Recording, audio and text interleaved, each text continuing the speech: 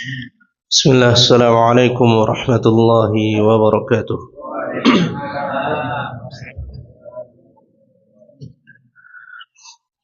Alhamdulillahi rabbil alamin.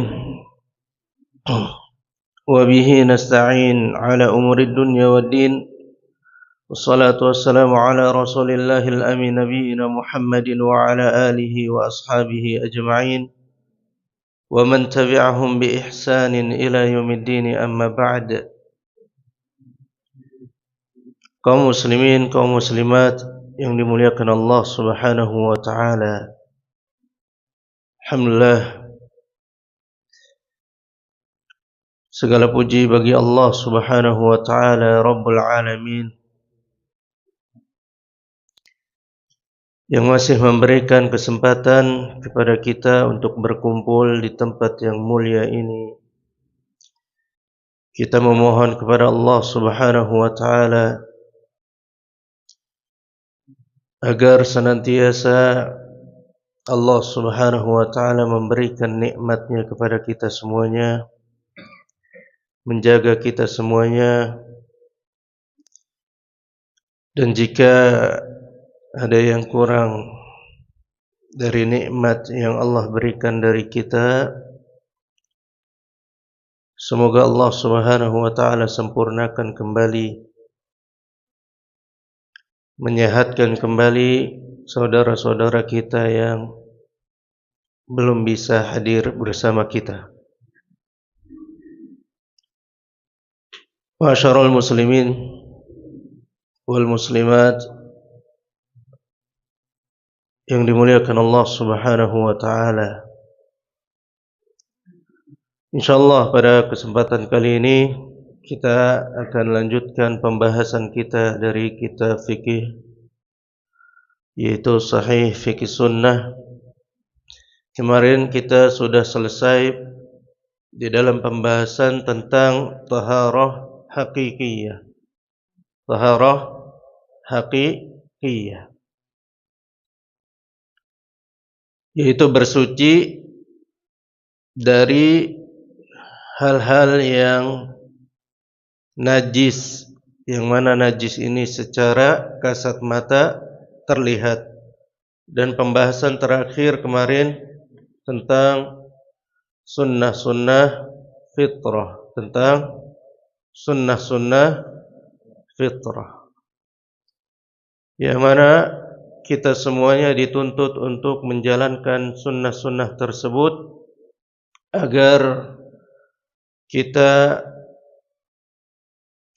terhindar dari sesuatu yang kotor, yang najis, dan menjadi orang-orang yang senantiasa suci dari kenajisan tersebut.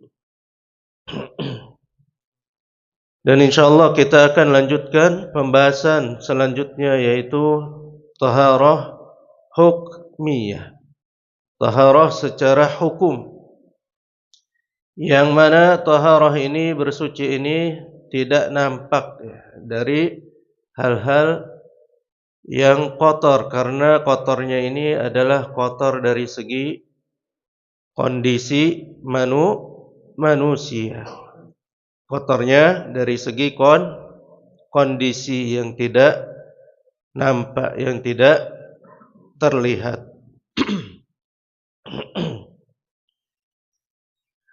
Poin pertama dari pembahasan taharah hukmiyah ini, jamaah kaum muslimin, kaum muslimat yang dimuliakan Allah Subhanahu wa taala, yaitu tentang air, tentang airnya, tentang air atau sesuatu yang membuat orang itu suci dan bersih.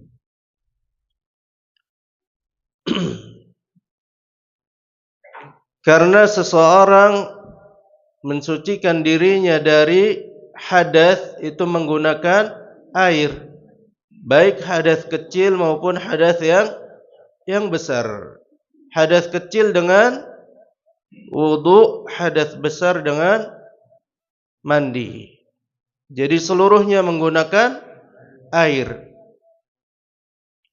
Adapun debu atau pengganti air ini ketika dia tidak mendapatkan air atau dalam keadaan darurat, kebutuhan, maka bisa menggantikan air. Namun asal seseorang bersuci itu dengan air, maka hal yang pertama yang harus kita fahami adalah mengenai tentang air tersebut. Macam-macam air. Biasanya kita di dalam kitab fikih itu ada berbagai macam jenis air. Di kitab yang lainnya disebutkan ada 3 jenis air. Namun di kitab yang kita akan bahas ini hanya 2 jenis air. Hanya 2 jenis air. Sebetulnya sama. Nanti insyaallah kita akan uraikan.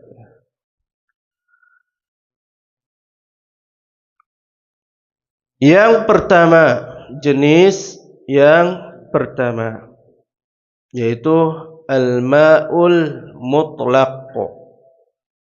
Al-ma'ul mutlaq. Air yang asli. Air yang asli, yang Allah turunkan dari langit ataupun yang Allah keluarkan dari bumi. Ini air yang asli, ma'ul mutlaq, benar-benar air asalnya dari langit ataupun dari bumi.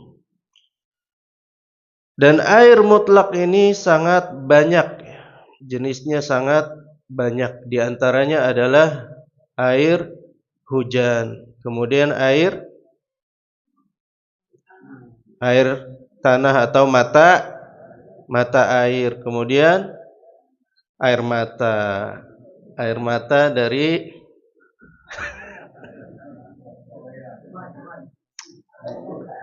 itu air kesedihan atau bahagia. Air sungai, air laut, kemudian terjun tadi mata air. Sumur, kemudian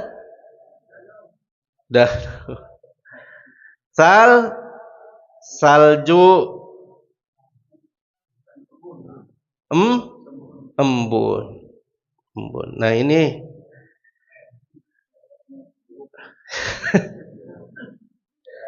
beberapa air yang Allah ciptakan dari tanah maupun dari langit, yang memang benar-benar Allah berikan kepada manusia untuk bersuci. Allah Subhanahu wa taala berfirman, "Wa yunazzilu 'alaikum minas sama'i ma'an liyutahhirakum bih." Allah Subhanahu wa taala menurunkan air dari langit agar kalian untuk bersuci dari air tersebut. Kemudian Nabi sallallahu alaihi wasallam bersabda tentang laut, huwa tahurun ma'uhu wal hillu maitatuhu. Airnya suci dan bangkainya halal, suci. Jadi apapun yang ada di lautan itu boleh dikonsumsi, walaupun namanya anjing laut, singa laut, ataupun yang lainnya, yang kalau di daratan dia haram ya. Anjing kalau darat dia haram. Singa kalau di darat dia haram, tapi kalau di laut halal, semuanya halal. Baik, ini poin yang pertama bisa difahami. Jadi segala air yang dari langit maupun dari bumi itu suci. Itu suci. Boleh dipakai untuk mandi maupun wudu. Air hujan silakan untuk dipakai berwudu atau mandi. Tapi jangan mandi di luar, jangan. Ya kecuali pakai pakaian.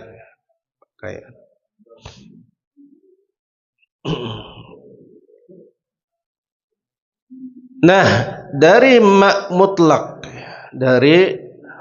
mutlak ini yang asalnya suci namun terbagi menjadi dua. Ketika dia bercampur dengan sesuatu yang suci juga. Ketika dia bercampur dengan sesuatu yang suci. Contohnya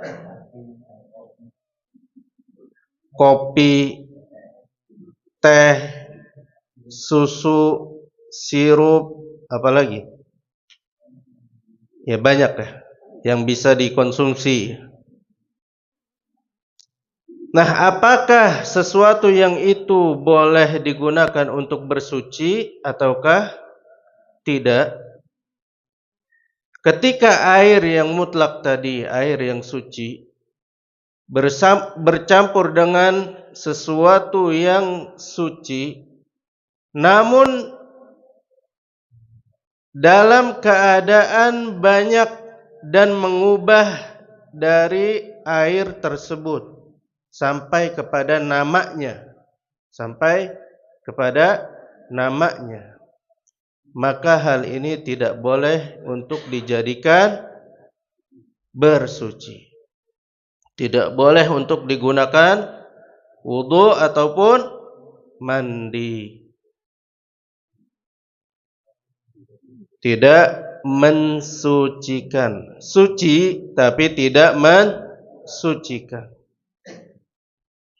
Tapi kalau bercampurnya hanya sedikit, contohnya ketika memandikan jenazah, campuran, pakai apa aja?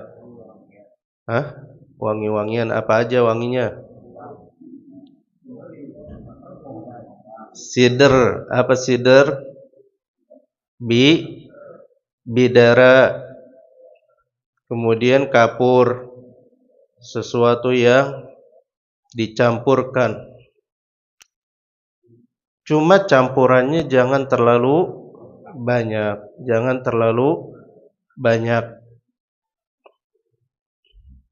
sampai airnya benar-benar berubah, volumenya lebih banyak daripada air tersebut. Ini juga tidak boleh, sehingga mengubah air tersebut. Hanya campuran sedikit untuk tadi wangian saja. Jangan sampai kapur barusnya seember juga. Jangan. Nah, seperti kopi ya. Sampai airnya benar-benar berubah hitam. Daun bidaranya di blender sampai hijau. Jangan. Hanya untuk sedikit campuran. Maka ini boleh untuk digunakan mandi. Boleh untuk digunakan mandi atau bersuci.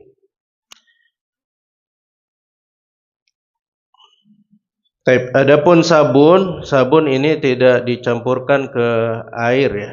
Dia hanya untuk membersihkan kotoran atau daki yang menempel di tubuh manusia, kemudian baru dibilas dengan air.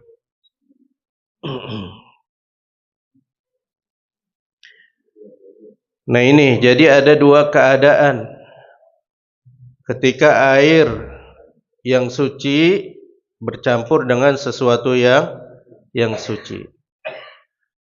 Kalau volumenya terlalu banyak, maka tidak boleh untuk bersuci. Tapi kalau hanya sedikit, boleh digunakan untuk bersuci. Kopi misalkan jatuh ke ember, tapi volumenya tidak banyak, tidak sampai merubah dari warna, bau dan rasanya, maka ini tidak mengapa untuk digunakan berwudu atau mandi. Tapi kalau namanya sudah berubah menjadi air kopi, maka tidak boleh.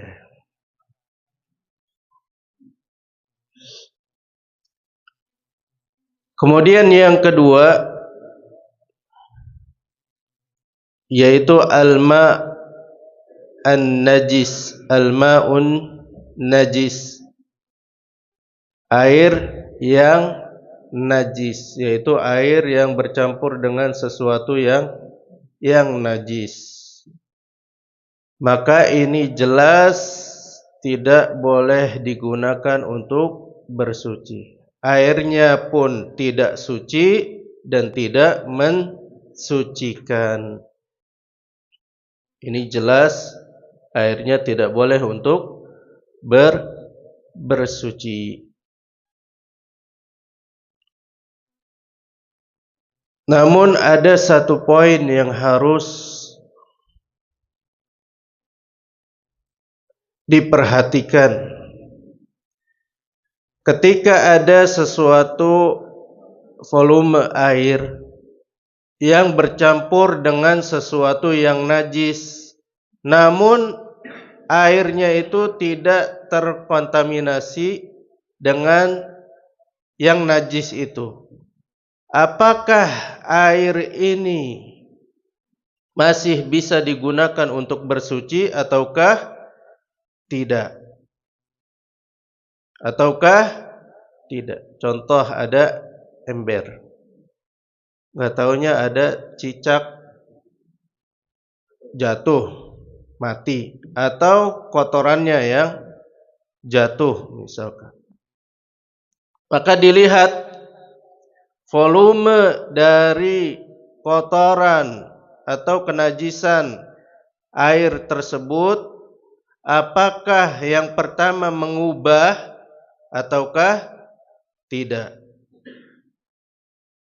Kalau dari baunya sudah beda, misalkan ada bau bangke dikit, berarti ini sudah tidak boleh. Walaupun masih bening airnya, masih jernih, masih warna air, belum berubah, tapi baunya sudah beda, maka ini tidak boleh.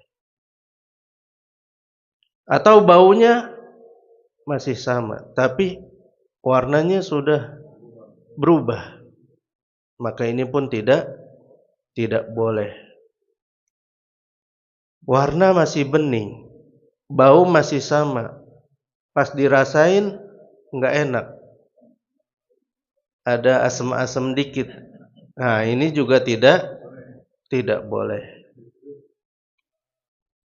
Tapi beda ya, air laut misalkan rasanya asin, ya emang asin, beda sama air tawar, sama air yang ada di sawah ya, perumahan misalkan di sawah. Nah ini biasanya rasa dan baunya itu bau sawah, nah ini beda lagi. Tapi kalau rasanya rasa kayak ya beda, biasanya rasanya enak tapi ini tercampur dengan yang najis, maka ini tidak boleh. Maka ini tidak boleh. Nah, kalau dari ketiga kondisi itu masih aman, misalkan nya tadi jatuh, kemudian dibuang kotorannya, dicium masih enggak, masih aman, masih air, rasanya masih oke, kemudian warnanya tidak berubah, maka ini boleh untuk dijadikan bersuci. Maka ini boleh dijadikan untuk bersuci. Intinya indikasinya tiga tadi. Tapi kalau dilihat nya banyak yang berjatuhan, maka ini jelas sudah tidak boleh untuk bersuci karena sudah najis. Kalau volumenya jelas-jelas banyak. Berbeda dengan yang di sungai yang mengalir.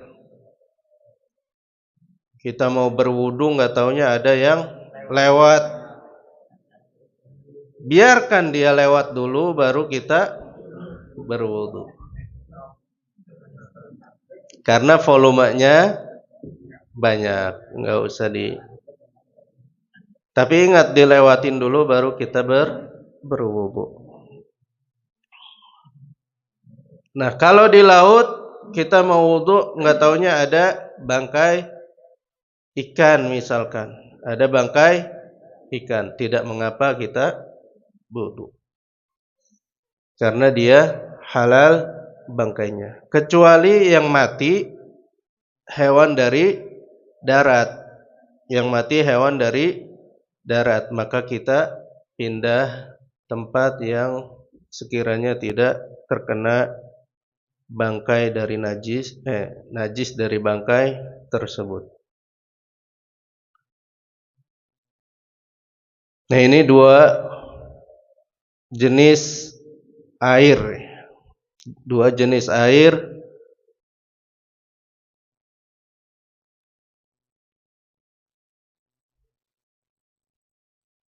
yang dijadikan patokan oleh penulis dari jenis-jenis air. Nah, kalau yang kitab fikih yang lain yang menyebutkan tentang bahwasanya air itu ada tiga jenis, yaitu air yang suci dan mensucikan, kemudian dua air yang suci tapi tidak mensucikan, kemudian baru air najis. Nah, sebetulnya hampir sama, hanya bedanya di poin-poinnya tadi.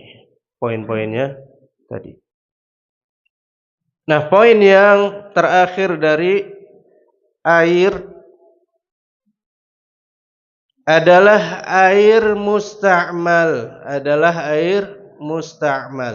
air yang sudah digunakan.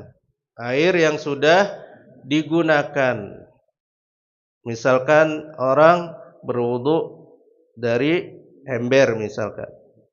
Nah, ini ada air yang terjatuh dari wudunya tersebut. Apakah air yang ada di ember itu boleh digunakan kembali untuk bersuci ataukah tidak? Atau mandi di dalam satu ember atau satu bejana, otomatis ada air yang berjatuhan dari sisa mandi orang tersebut. Apakah air ini boleh digunakan untuk bersuci ataukah tidak? Di sini ada khilaf.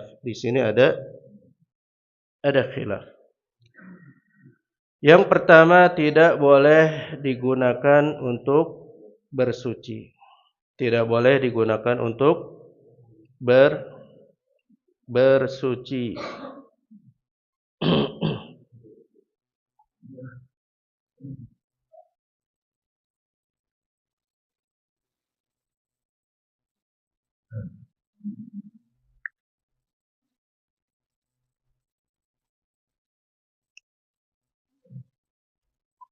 Karena Nabi sallallahu alaihi wasallam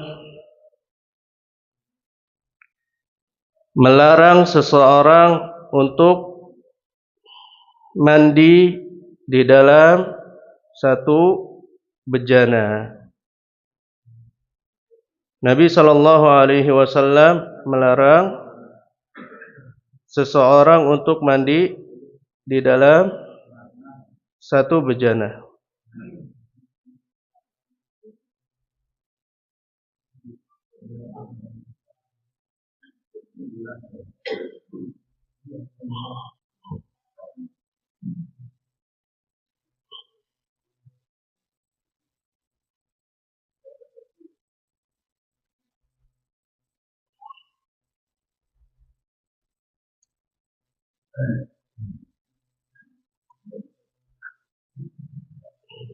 Nah, ini hilang.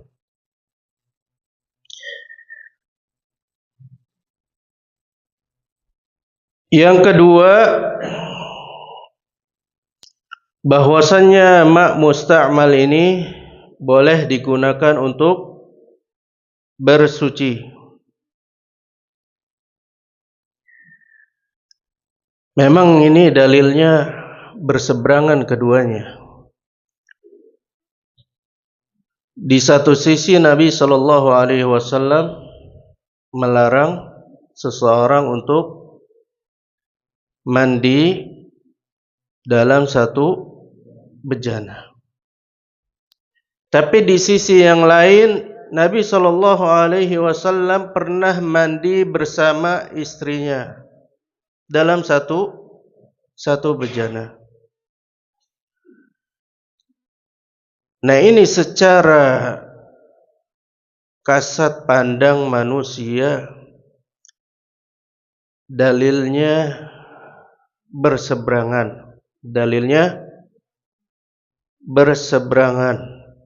Sehingga ada yang berpendapat tidak boleh, ada yang berpendapat boleh untuk digunakan. Maksudnya masih suci.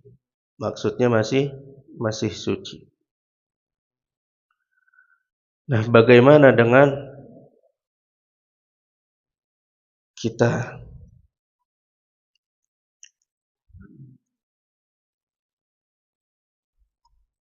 Ketika ada dalil yang berseberangan, maka di dalam ilmu usul fikih dia harus memiliki beberapa opsi untuk keluar dari khilaf permasalahan. Yang pertama, ketika ditemukan dua dalil yang berbeda, maka dia harus melihat yang pertama derajat kesahihan dalil tersebut. Derajat kesahihannya. Ternyata ini sahih dan ini sahih. Semuanya sama-sama sahih. Maka dilihat kembali, apakah kedua-duanya bisa disatukan ataukah tidak. Kalau ternyata tidak bisa disatukan, maka ambil yang paling kuat menurut keilmuan dia. Ingat, menurut keilmuan dia, bukan menurut hawa nafsunya, keinginan.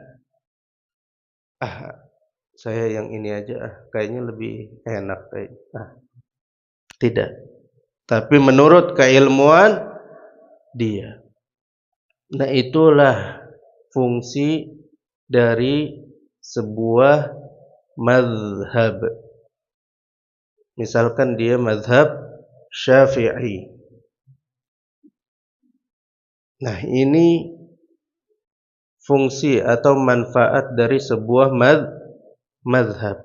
Ketika ada dalil yang sama-sama tapi berseberangan, maka dilihat dari mazhabnya. Karena menurut dia mazhab itu lebih cocok untuk dia. Maka dia ambil yang lebih kuat dari pandangan keilmuan dia. Tapi dia harus ingat ketika dia bermazhab, dia tidak boleh fanatik. Ketika dalilnya ini lebih kuat daripada yang dipegang mazhabnya, maka dia harus memilih dalil yang lebih kuat. Walaupun mazhabnya memilih yang ini yang tidak kuat misalkan. Nah, ini tidak fanatik namanya. Tidak fanatik. Kalau fanatik itu dia memilih apapun yang dipilih dari mazhab itu, dia akan memilih itu walaupun dalilnya tidak kuat. Nah, ini sama-sama kuat, sahih semuanya. Dan para sahabat pun sama-sama memberikan pandangan yang sama-sama kuat. Para ulama sama-sama kuat. Maka ketika sama-sama kuat, dia coba untuk menyatukan dalil tersebut. Nah, di satu sisi Nabi SAW melarang, di sisi yang lain boleh, di sisi yang lain boleh. Nah, kata para ulama, ini masih bisa digabungkan. Ini masih bisa digabungkan. Bagaimana cara menggabungkan kedua-duanya, padahal yang satu larangan, tidak boleh, tidak suci. Nah, yang kedua ini boleh, yaitu dengan menggabungkan kedua kondisi. Apabila airnya ini tidak cukup, untuk bersuci, maka silakan digunakan. Misalkan airnya memang hanya itu, tidak ada lagi, atau lagi benar-benar butuh, maka ini boleh untuk bersuci. Tapi kalau misalkan masih ada air yang lain digunakan, maka ini pun lebih baik untuk digunakan pakai air yang lainnya. Nah, ini penggabungan dari kedua hadis. Jadi tidak dibuang salah satunya, tapi digabungkan. Bisa difahami? Benar. Intinya boleh. Tapi tadi lebih baik ketika ada air yang lain, maka dia gunakan yang lain. Walaupun pada dasarnya memang boleh, karena Nabi SAW pun melakukan hal demikian. Dan yang kedua, perlakuan atau contoh perilaku Nabi SAW ini dikedepankan daripada perkataan Nabi SAW. Faham nggak? Jadi apa yang dilakukan Nabi SAW itu lebih dikedepankan daripada perkataan Nabi SAW. Jadi perkataan itu apa? Perkataan itu tidak terlalu menguatkan dari apa yang Nabi SAW lakukan. Enggak, kebalik. Apa yang dilakukan itu lebih kuat daripada yang dikatakan. Karena Nabi SAW melakukan, jelas. Berbeda dengan perkataan Nabi SAW. Sama seperti kondisi seseorang yang kencing berdiri. Aisyah mengatakan barang siapa yang berkata bahwasanya Nabi SAW pernah kencing berdiri, maka dia telah berdusta atas nama Nabi SAW. Di sisi yang lain, sahabat melihat Nabi SAW kencing sambil berdiri. Nah, ini perkataan apa namanya?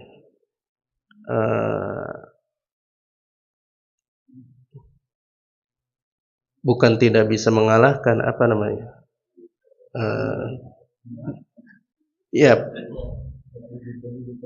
Perlakuan Nabi SAW lebih didahulukan daripada perkataan Nabi SAW, atau bahkan perkataan para sahabat, seperti perkataan Aisyah radhiyallahu taala anha.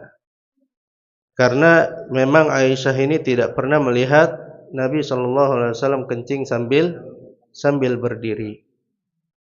Makanya dia berani bersumpah kalau ada yang berkata Nabi Muhammad SAW pernah kencing sambil berdiri, maka dia telah berdusta. Tapi di sisi yang lain, sahabat pernah melihat Nabi SAW melakukan hal tersebut. Maka apa yang dilakukan Nabi ini lebih utama daripada yang dikatakan. Karena Nabi yang mencontohkan sendiri.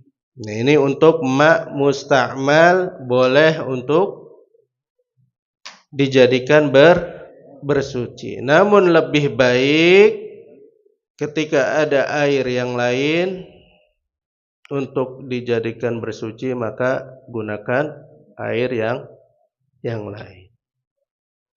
Gunakan air yang lain. Tapi intinya yang lebih rajih boleh digunakan. Musta'mal boleh digunakan. Karena memang khawatir ya, ketika bekas orang itu dia tidak tahu. Dia tidak tahu. Apalagi wanita yang haid. Dia tidak tahu apakah bercampur dengan najis atau tidak. Tapi kalau dia tahu, misalkan mandi bersama, pernah nggak mandi bersama?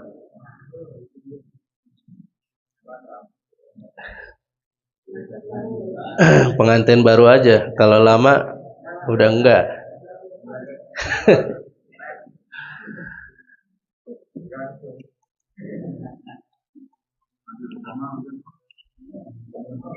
Apa-apa Pak, pengantin lama juga butuh agar keharmonisan tetap terjaga. Karena Nabi SAW pernah melakukan hal demikian. Jadi niatnya memang mencontoh Nabi SAW, bukan nafsunya, bukan. Jadi contohlah Nabi SAW. Mudah-mudahan mandinya berpahala, berpahala.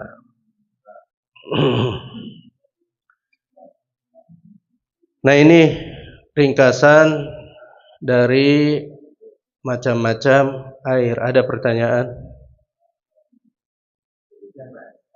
Ya. Kita dulu, mana dulu ini moderator? Ayo. Ya, yang paling tua siapa?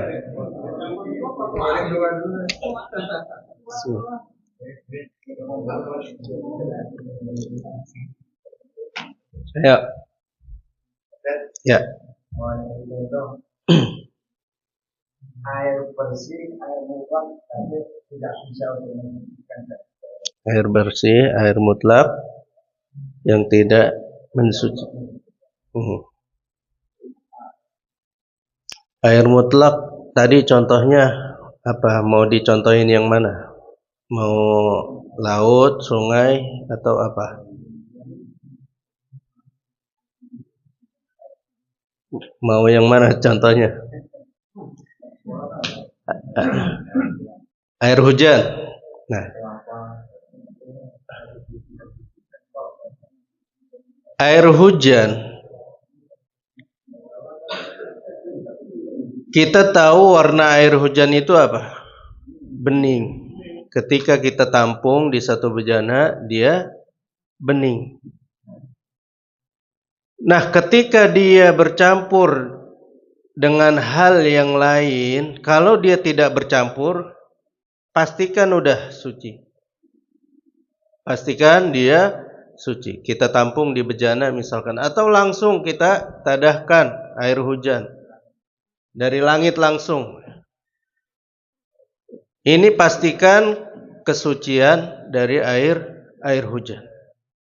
Nah, kita nampungnya dari genteng misalkan.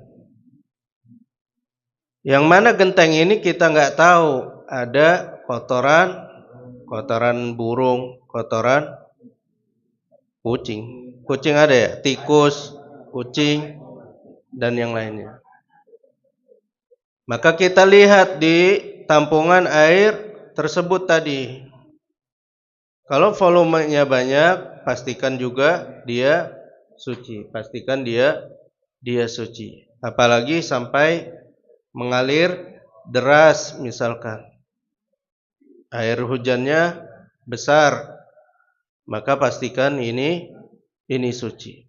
Tapi ketika ditampung hujannya berhenti, maka dilihat lagi tadi dari rasa, bau, dan warnanya. Dari rasa, bau, dan warnanya. Apakah baunya kayak bau-bau kotoran? Kan tikus kotorannya itu nyengat ya, misal. Kucing juga nyengat.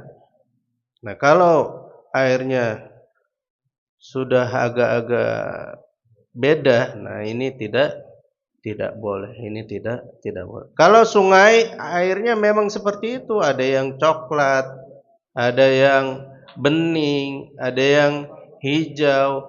Kalau air aslinya memang seperti itu, maka boleh untuk digunakan. Tapi ada air sungai yang memang air kayak air got, air hitam.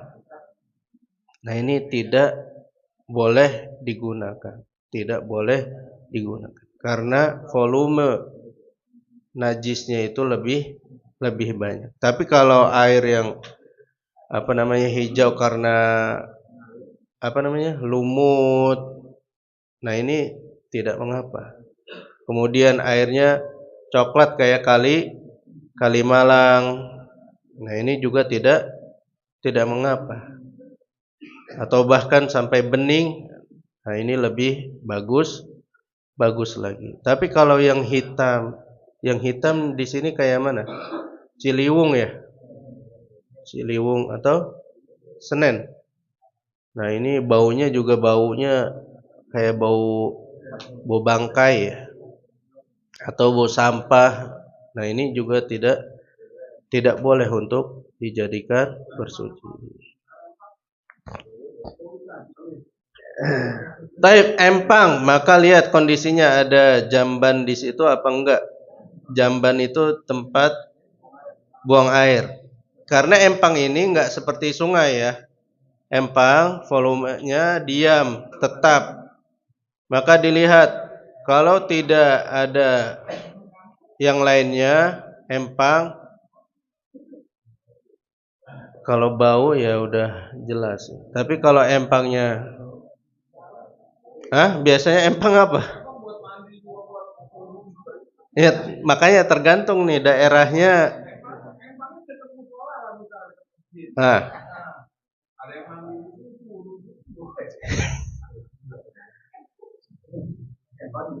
tapi iya.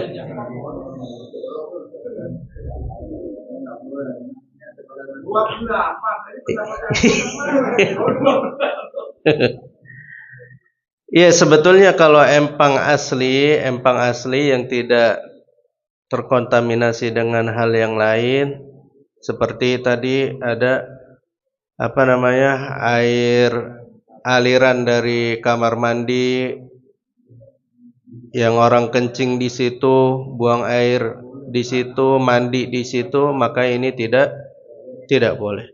Tapi kalau air empang yang asli, yang benar-benar memang untuk biasanya ikan ya. Kalau bau sama rasanya ini masih enak, nggak apa-apa. Tapi kalau sudah nggak enak, empang juga makanya walaupun buat ikan juga kadang dikasih makannya bekicot, terus pur yang bikin bau dari airnya itu, ini tidak boleh. Tidak boleh. Tapi tadi rasa dan warna juga berpengaruh. Warna dan rasa juga berpengaruh.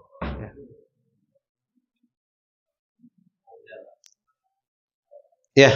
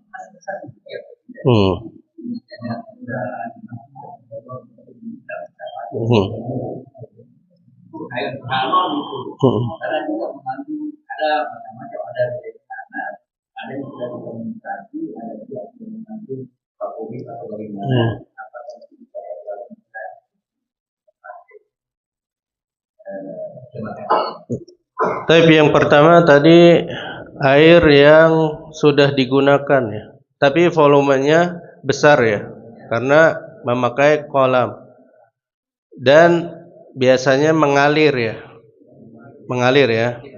tidak mengalir. Tapi ada air yang baru masuk, ada ya, kemungkinan besar ada ya.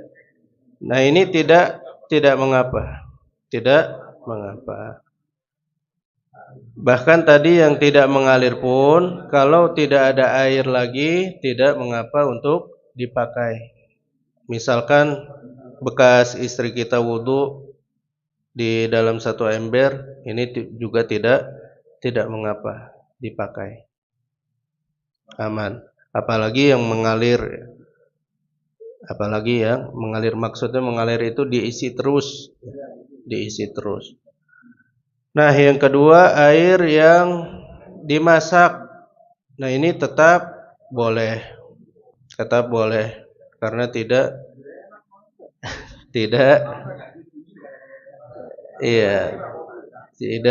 terkontaminasi dengan hal yang lainnya. Hanya dimasak ya. Makan dimasak itu lebih enak ya, bisa diminum. Yang ketiga air galon, ini juga boleh. Segala yang boleh dikonsumsi itu suci. Segala sesuatu yang bisa dikonsumsi itu suci.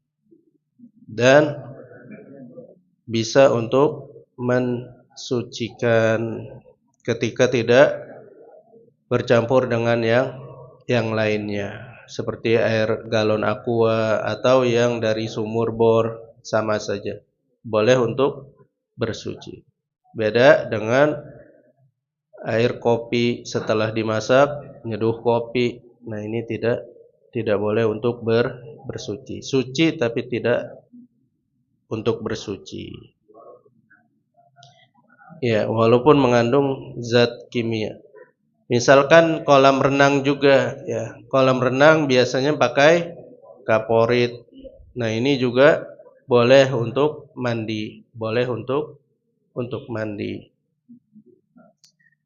Karena kaporit ini fungsinya dia menjernihkan, ya. Dia menjernihkan. Nah, bagaimana di kolam renang? Apakah bisa mensucikan ataukah tidak? Karena kita nggak tahu. Di situ ada yang buang air kecil, ya kan? Nah, tadi walaupun volumenya banyak, kita lihat lagi rasa, bau, dan warna. Tapi insya Allah air kolam renang itu tadi diisi terus mengalir, ya, mengalir. Hah? Iya, gonta-ganti. Jadi disaring terus. Bahkan terbuang, ya, yang ininya juga terbuang. Jadi insya Allah bisa untuk bersuci, bisa langsung sholat, bisa dari air kolam renang. Kecuali airnya kayak bak renang-renangan anak-anak itu. Nah, itu beda lagi. Kalau mereka sudah mandi di situ, khawatirnya dia kencing atau kotoran di situ. Apalagi warnanya sudah butek, ya. Nah, ini beda lagi. Wallahu taala. Baik, ada lagi? Ini misalnya keraguan-keraguan misalnya kecepatan air yang terkena jalan, ya, seperti itu kita nggak tahu ya, karena atau enggak, tapi kayak ada rasa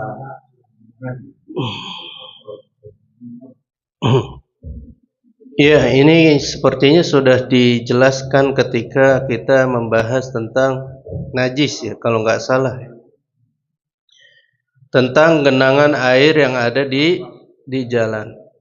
Kalau genangannya jelas air got yang kotor, bau, yang kelihatannya sudah najis, maka ini najis, harus dibersihkan, Sekali lagi mengingatkan, hadas dan najis itu berbeda. Hadas dan najis berbeda. Kalau sudah wudu, naik motor, kena genangan yang kelihatannya najis, maka tidak usah berwudu, tapi dia bersihkan. Jadi bedakan najis sama hadas. Kalau dia kentut, baru dia wudu. Tapi kalau kena najis, hilangkan. Ini yang pertama. Kemudian kalau ternyata volumenya banyak, seperti hujan, genangan ketika hujan atau banjir, apakah ini najis ataukah tidak? Maka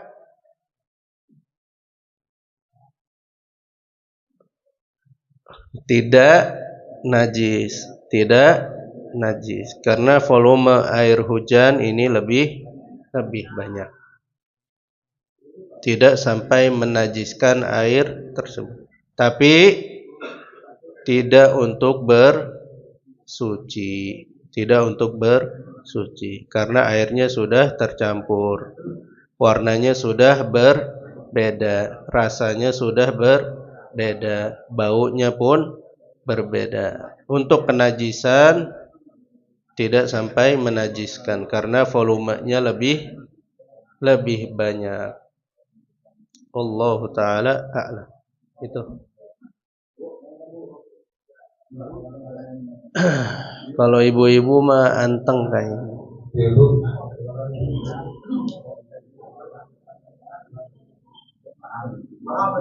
Paham ya?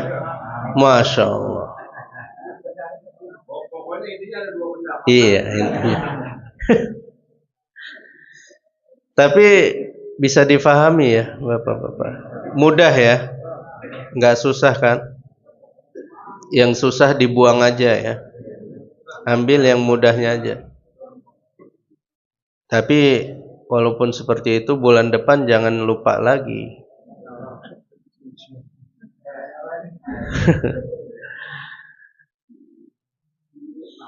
Taib, ada lagi? Cukup? Cukup. Masya Allah.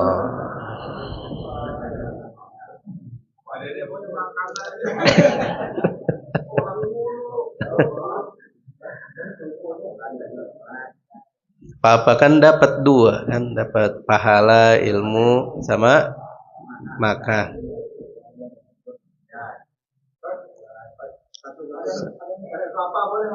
Oh ya, air kelapa ini tidak boleh untuk bersuci. Air kelapa tidak boleh bersuci. Suci tapi tidak mensucikan. Karena namanya sudah beda, bukan air lagi, air kelapa. Sama dengan air teh, air kopi. Ya, kelapa. Apa? Salju bisa buat wudu. Salju bisa buat wudu. Pernah ada yang ketemu salju?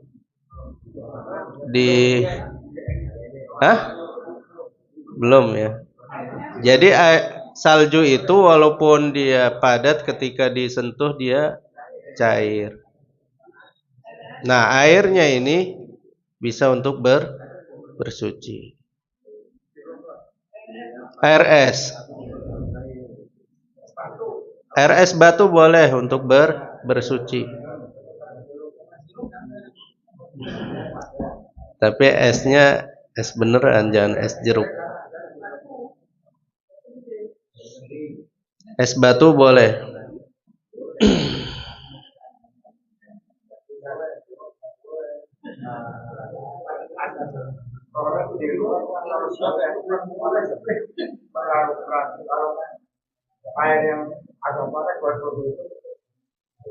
Ya, boleh. Apa? Nggak ada masalah. Airnya panas atau dingin tidak ada masalah. Yang penting air. Ya, yang penting tadi 3: rasa, warna, dan bau. Perhatikan 3 komponen ini. Mungkin cukup ya. Tapi mungkin ini yang bisa dapat kita pelajari pada kesempatan kali ini, mudah-mudahan bermanfaat. Insyaallah baru kita akan lanjutkan pembahasan selanjutnya tentang wudu, Wallahu taala a'lam. Assalamualaikum warahmatullahi wabarakatuh.